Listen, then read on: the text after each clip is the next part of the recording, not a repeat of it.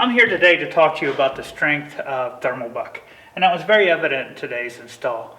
What we have here is a 6x6 window that weighs a little bit over 200 pounds. When we were installing that, we were setting the corner completely on ThermalBuck. No part of it was on the structure itself. So when we put that little corner of the window over, we were able to manhandle the window over into place, and the ThermalBuck did a perfect job of handling all that weight.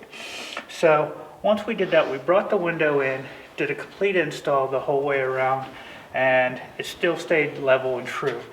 And we get that strength from the shape of the ThermalBuck itself. The L shape itself, we set that into the windowsill and we drive nails into it every 10 to 12 inches.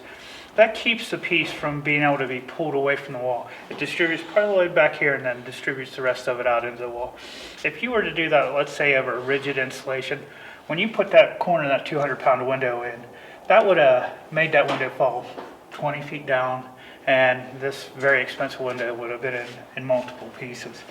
So that just shows the attributes of the window. AAMA, WDMA, and FMA came up with a new standard, 500-16.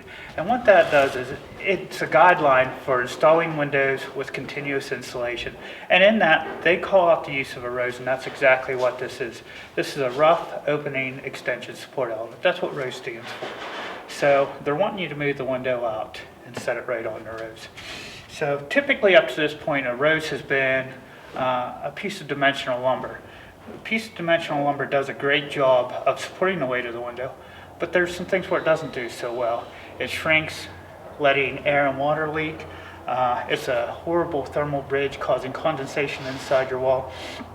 The 4.4 R value of this per inch stops that thermal bridging and lets it become a much better ROESE than what you would ever get out of a wood ROESE.